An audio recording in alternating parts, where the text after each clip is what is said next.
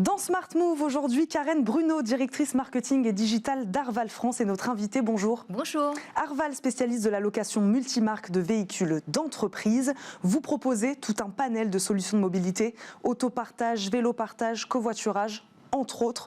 Le véhicule de demain, Karen Bruno, il se partage. C'est bien ça? Tout à fait. Ça fait 30 ans maintenant qu'Arval rebondit sur les tendances de la société en matière de mobilité. Donc effectivement, il y a des nouveaux usages, le véhicule partagé, le véhicule plus vert aussi, et plus généralement la mobilité verte. C'est vrai aussi au niveau des tendances réglementaires, puisqu'il y a quand même pas mal d'incitations, notamment pour les entreprises, à s'intéresser aux mobilités de leurs collaborateurs et pas seulement professionnels. Les entreprises, selon vous, ont déjà de manière conséquente entrepris ce virage de la mobilité alternative, si on peut appeler ça comme ça? Oui, en fait, je pense que le Covid a accéléré la démarche, mais en fait, notamment la loi d'orientation des mobilités a quand même démarré il y a maintenant 2 ans et demi, 3 ans. On a beaucoup d'entreprises qui s'interrogent sur la manière de l'appliquer, sur les bons choix à faire. C'est vrai que les plus grandes entreprises aujourd'hui sont quand même très impliquées en matière de politique RSE, et donc le sujet de la mobilité vient nécessairement remplir cette politique, une partie de cette politique RSE, à la fois pour des sujets d'amélioration de l'image employeur, pour des sujets de protection de l'environnement. Parfois, c'est des gains économiques aussi qui sont derrière. Mais en tout cas, la prise de conscience est beaucoup accélérée, je dirais, ces 2 dernières années en particulier. Et notamment donc avec la crise de la Covid également? Exactement. Juste avant, pour répondre à votre première question sur le véhicule de demain, déjà clairement en termes de motorisation, on voit se réduire très fortement l'utilisation des véhicules diesel. On devait être à 80% il y a environ 4 ans. Aujourd'hui, c'est à peu près 50% des mises à la route des véhicules que nous louons auprès des entreprises. Mais plus généralement, c'est la diversification des modes de transport finalement. Et je le redis parce que c'est important, pas uniquement professionnel, mais aussi dans le cadre des trajets domicile-travail qui préoccupent les entreprises. Raison pour laquelle nous développons beaucoup d'autres solutions que la seule location de véhicules autour de la mobilité. On va en parler. Vous travaillez autant avec des grands groupes qu'avec des petites entreprises chez Arval? Oui, alors la palette des clients chez Arval est assez large. On a la petite entreprise, les auto-entrepreneurs, les grandes entreprises, les collectivités locales, les acteurs publics également, et puis les particuliers depuis quelques années.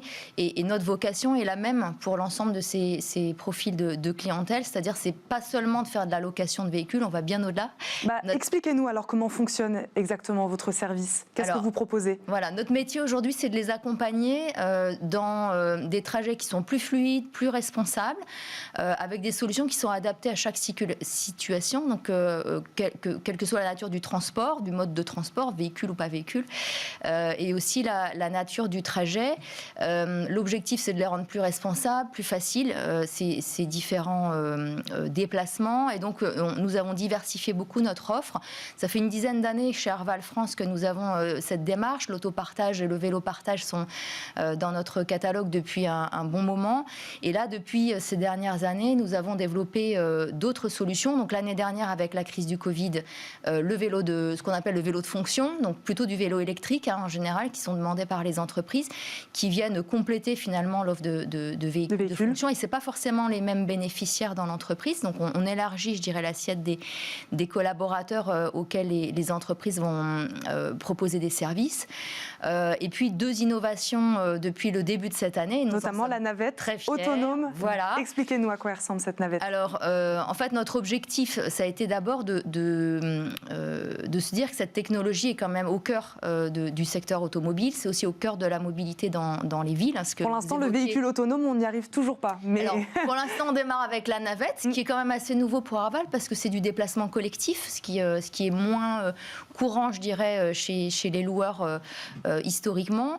Donc, notre objectif, c'était justement de profiter de cette technologie. Nous sommes persuadés que ça va faire évoluer demain le paysage urbain, et donc c'était important pour nous de l'expérimenter. Donc, qu'est-ce qu'on a fait précisément début février avec l'appui de la ville de Rueil-Malmaison? On revient sur la synergie publique-privée.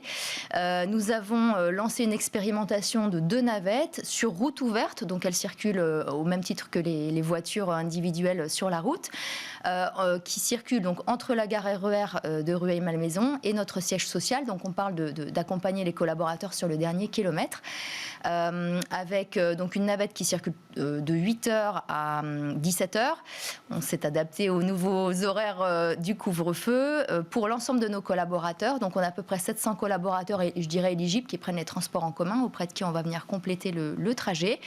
Et donc cette navette, elle apporte plus de confort, bien sûr pour les utilisateurs, aussi une meilleure qualité de vie urbaine. Donc c'est pour ça que la ville de Rueil était très intéressée par la démarche, parce qu'elle est aussi, elle a le même problème de congestion que vous évoquiez juste précédemment. Karine Bruno, il nous reste 10 secondes. Oui. De quelle manière vous allez l'étendre, cette navette autonome? De quelle manière vous allez la développer? Alors notre objectif, là, c'est déjà de comprendre comment ça fonctionne pour pouvoir demain développer les services qui vont bien pour nos clients qui attendent leur tour également.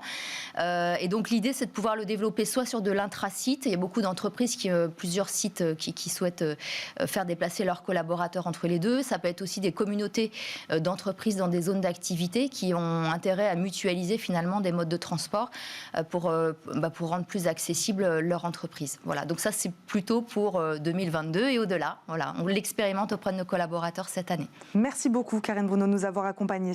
C'est déjà la fin de cette émission. Merci à tous de nous avoir suivis. Vous retrouverez bien sûr Thomas Hugues la semaine prochaine à la présentation de Smart Future. En attendant, je vous souhaite un excellent week-end sur Bismart. Merci.